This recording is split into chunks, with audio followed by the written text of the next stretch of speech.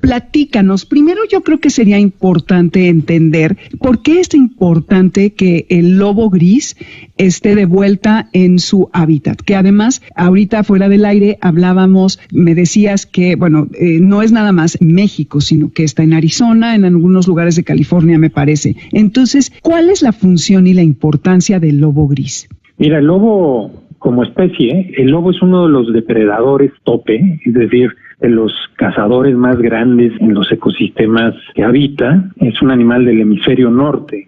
Se desarrolló o evolucionó en el viejo continente, en Asia, en Europa, y eventualmente migró a América, donde también evolucionó en Norteamérica. El lobo, como es cazador, digamos, especializado en los grandes animales, ejerce una actividad, una presión muy profunda en las dinámicas naturales de los ecosistemas. Se dice que el lobo es una fuerza reguladora casi tan importante como la luz del sol en los ecosistemas que habita, porque altera, digamos, el comportamiento de muchos animales que a su vez tienen una influencia muy importante en cómo ese ecosistema, digamos, se mantiene, evoluciona de una manera sana. Entonces, siempre la ausencia de los lobos es algo que genera un declive en la diversidad natural de estos ecosistemas, y su presencia es algo que regula toda esta dinámica natural de manera que los ecosistemas están sanos. Pudiera ponerte un par de ejemplos, cosas que no parecen tener vinculación, pero se ha visto que cuando no hay lobos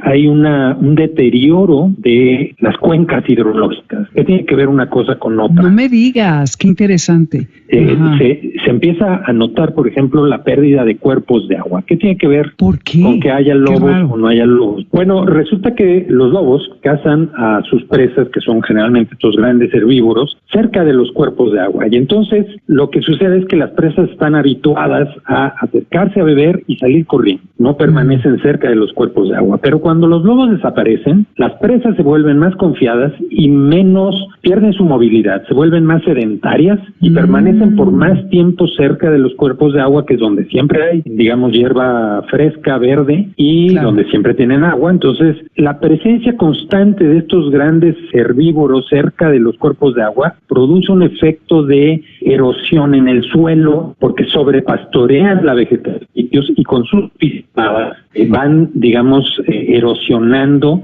todo el suelo que mantiene los cuerpos de agua. Y llega un momento en que incluso se comen los renuevos de los árboles, que con sus raíces mantienen todos estos cuerpos de agua, toda la cavidad, digamos, que mantiene el agua, y entonces empieza a haber pérdida de la capa de agua que mantiene estos sitios. Entonces, parecen cosas inconexas, ¿verdad? Que no tienen nada que ver, pero resulta que se han dado cuenta que la ausencia de los lobos, genera fenómenos como este. Y obviamente, al perder cuerpos de agua, al perder vegetación, al perder diversidad, muchas otras especies se ven afectadas. Por eso la presencia de los lobos es tan importante y tiene un efecto tan profundo en la salud de un ecosistema. De ahí que sea tan importante también conservarlos en su hábitat. Desgraciadamente los lobos también enfrentan este estigma que los hace ser percibidos como animales peligrosos, animales dañinos. Los lobos son animales cazadores de grandes mamíferos, y cuando llegó el ser humano a América con su ganado, empezó a desplazar las presas nativas del lobo, el venado, los ciervos, todos estos animales que eran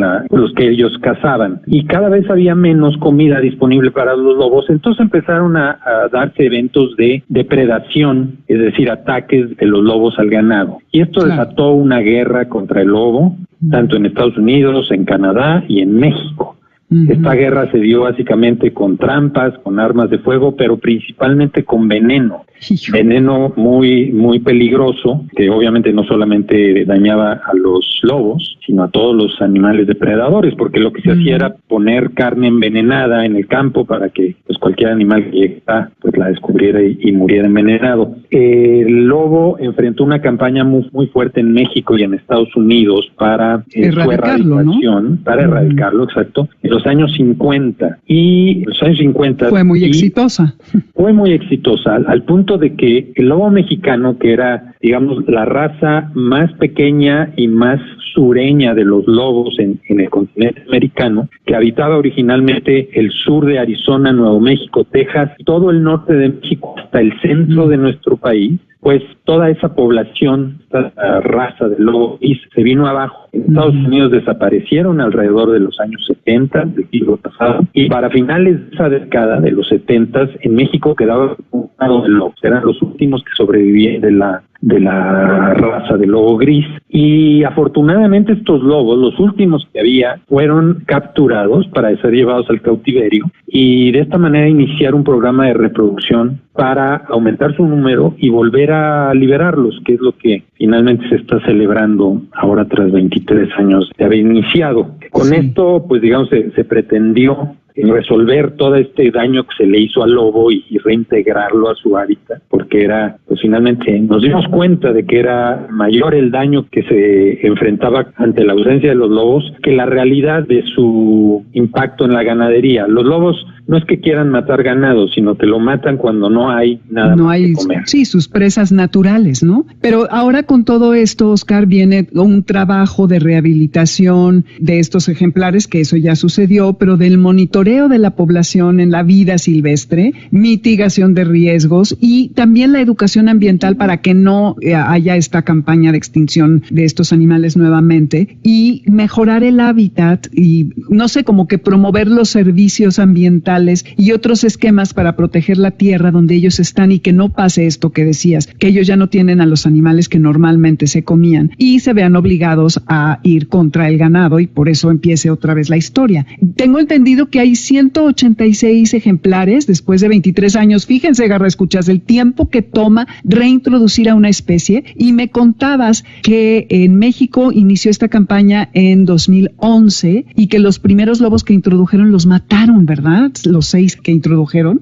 Sí, fue una cosa pues muy frustrante. Bueno, mira, nosotros desde hace más de 20 años, junto con otras organizaciones y especialistas, nos abocamos a promover la recuperación del lobo en nuestro país, porque finalmente se trata de una especie nativa, es el lobo mexicano, y también aquí desapareció a finales de los años 70, principios de los 80.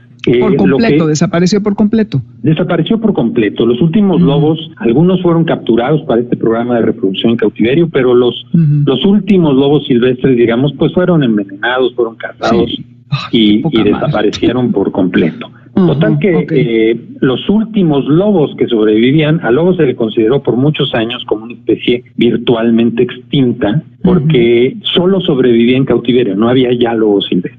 Pero eso brindaba la posibilidad, el que hubiera animales en cautiverio, de recuperar la especie, llevando algunos de estos ejemplares nacidos en cautiverio de regreso a la naturaleza, a los bosques, a las montañas. Y fue lo que empezó a hacer primero el gobierno de los Estados Unidos, en Arizona y Nuevo México. Empezaron a liberar lobos nacidos de este programa de reproducción en cautiverio. Y como México también estaba participando, aquí en México, varios zoológicos y centros de reproducción han estado pues reproduciendo estos lobos, y finalmente teníamos ya una población lo suficientemente grande en cautiverio para iniciar con la liberación. En el año 2011, mi agrupación Naturalia fue la responsable de llevar a cabo las primeras liberaciones de lobos. Lo hicimos en Sonora, en una zona cercana a la frontera con Arizona y Nuevo México. Pero esto que decías, este estigma que carga el lobo, que es percibido como un animal peligroso, como un animal, pues incluso a veces hasta maligno, ¿no? Diabólico, todas estas leyendas que hay,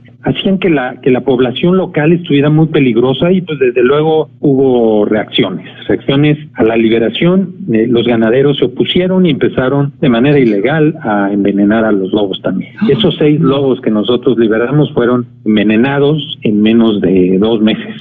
Que después de tanto trabajo, qué frustración, qué furia, qué horror. Completamente, pero pues bueno, obedece ciertamente a que no hay esta conciencia ambiental, la educación ambiental ha sido pobre, es algo en lo que nosotros trabajamos mucho, pero también hace falta la aplicación de la ley, porque finalmente es una especie protegida, y la protección significa que quien lo case o lo moleste en el campo pueda ser sancionado. Ahí faltó aplicar la ley, las sanciones que eran necesarias necesarias para desincentivar este tipo de acciones ilegales. Pero bueno, en Estados Unidos han logrado, con la aplicación de la ley, con áreas protegidas, con educación ambiental, pues que esta población se vaya estableciendo. Ya ahorita pues son más de 150 ejemplares.